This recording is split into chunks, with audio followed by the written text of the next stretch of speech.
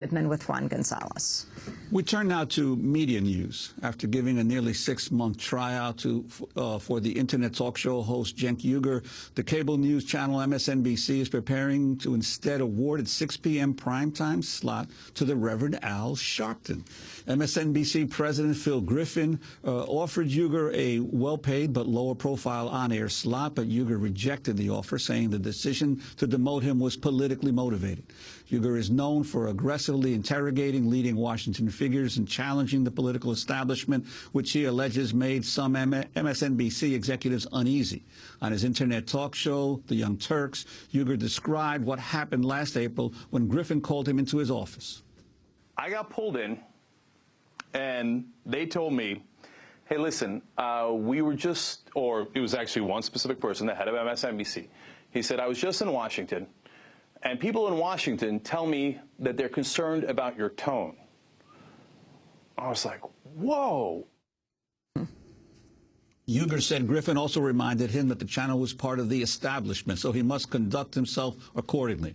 This is not the first time a journalist has accused MSNBC of applying subtle yet clear pressure to shape its political programming. Jessica Yellen covered the White House for MSNBC and ABC News in 2002 and 2003 at the outset of the Iraq War. In 2008, she told Anderson Cooper that news executives meddled with how she covered the war. I think the press corps dropped the ball at the beginning. When the lead up to war began, the press corps was under enormous pressure from corporate executives, frankly, to make sure that this was a war that was presented in a way that was consistent with the patriotic fever in the nation and the president's high approval ratings. And my own experience at the White House was that the higher the president's approval ratings, the more pressure I had from news executives, and I was not at this network at the time, but the more pressure I had from news executives to put on positive stories about the president. I think over time... Really? You had pressure from news executives to put on positive stories about the president? Not in that exact, they wouldn't say it in that way, but they would edit my pieces, they would push me in different directions, they would turn down stories that were more critical and try to put on pieces that were more positive. Yes, that was my experience.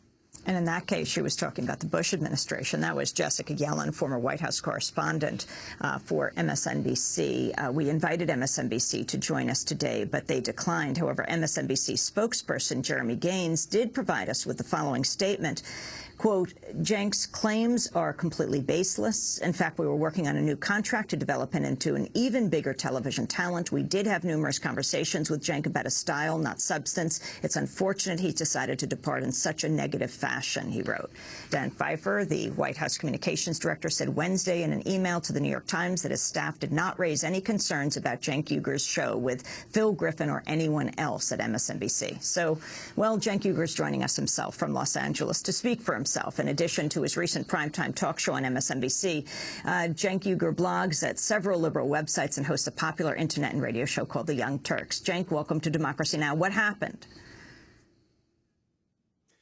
Well, it's exactly as I explained on The Young Turks. I was going along doing the program. They did have early on some stylistic comments. I was trying to listen to them, in terms of body language, don't wave your arms, act like a senator. I don't know why you'd want a talk show host to act like a senator, but fine, it's the medium that you're working in. If I'm working on the internet and, it's different than working on television.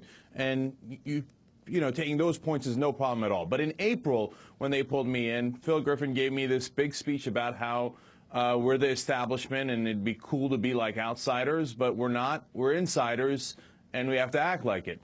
And I remember thinking at the time, well, there's no way I'm going to do that. So I'm going to give them what I got.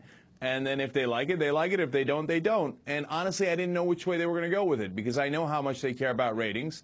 So I figured if I delivered good ratings, that would probably do the job.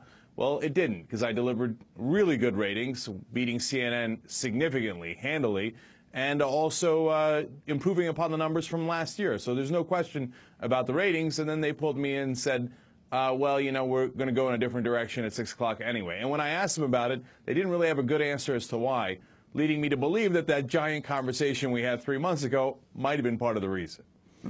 In December of last year, Phil Donahue joined Eliot Spitzer and Kathleen Parker on their show to discuss his ouster from MSNBC. During the run-up to the invasion of Iraq, Donahue was the lone journalist daring to publicly oppose the war at its onset. I opposed the war. And was that one of the reasons they pushed you off? Oh, read the memo published by the New York Times. So Donahue's anti-war voice is not going to work against the flag waving on the other station. Donahue, an anti-war voice in 2002. Remember, they're all doing what I did then now. I mean, the whole channel is now. You could not criticize this war 4 months before the invasion. It was not good for business. You had General Electric had no interest in featuring an old talk show host who was against the president's war. It was unpopular. You weren't American. This is what you get with corporate media. It's going to happen again. Cenk Uygur, does your situation compare to that of Phil Donahue's? Do you think Al Sharpton would take a very different political line than you would? So there's a couple of different things here. First of all, it's not just Phil Donahue. I had Jesse Ventura on the Young Turks a little while ago, maybe over a year ago. And what people don't remember is that he also had a big contract from MSNBC at the time to do a show. And they told him, you know what? It's okay. Take the money. You don't even have to do the show. Why? He said they found out that he was against the Iraq war and said, that's okay. We don't want you on air there. Okay? And Ashley Banfield, when she gave a great speech in Kansas about how the war didn't make any sense, she went from their star reporter to literally being moved into a closet. And they wouldn't even let her out of her contract so she can go on another network and talk. It was unbelievable. Now, the distinction there is Donahue, Ventura, Banfield were all under different management at MSNBC. So you have to be clear on that, and you can't put that on them. But the similarity is that it is corporate media, right? And whether it's the pressure to go right, the pressure to go left, pressure to appease the Bush administration, or pressure to appease the Obama administration, it exists. And it's not just MSNBC. You think that the CNN host can aggressively challenge government officials? I don't think so. It doesn't look that way at all. And of course, when you get to Fox News, they're a whole different animal. They're purely propaganda. And so to me, this is not an issue of just MSNBC management now. No. But, Cenk, also, there are several liberal hosts still on MSNBC, but they also managed to be basically very supportive of the Obama administration. You were perhaps one of the most critical hosts in terms of raising questions about the Obama administration's policies. Well, there's no question that I was by far the least supportive of the Obama administration. I saw your last segment, and I couldn't agree more with your guest. I think President Obama is clearly, a Republican. I know, because in the 1990s, I was a Republican, and he's way to the right of me, and I've hardly changed any positions. The political spectrum has shifted massively to the right in this country, and nobody wants to talk about it. And the Obama, supporters, I don't know what they want the host to do. So we fought so hard to make sure that Bush didn't cut Social Security. So are we supposed to cheer when Obama cuts Social Security? We fought so hard to make sure that Bush didn't give more tax cuts to the rich. Are we supposed to cheer when Obama gives more tax cuts to the rich? And the list goes on and on. Now, it's very important for me to make this distinction, because I really believe it. The hosts are totally different than the management. And it is an interesting way that you acquire power within these corporate organizations, right? I think Rachel Maddow has done a brilliant job in becoming more and more independent. And I think she does a fantastic progressive show, and she did it by accruing power, by getting better and better ratings.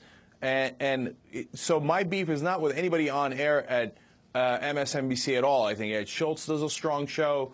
If Cenk, we only have 20 seconds. I want to ask you, MSNBC said they were offering you a better position. Can you respond to that? Well, better is in a lot more money, but it was for weekend hosting and for a contributor role. Well, we're going to have to leave it there. So go ahead, 5 seconds. So it's not like there was a disgruntled employee or not. I just didn't want to do the kind of programming they wanted me to do. Cenk Uygur, I want to thank you for being with us. The Young Turk. This is Democracy Now! I'm Amy Goodman with One.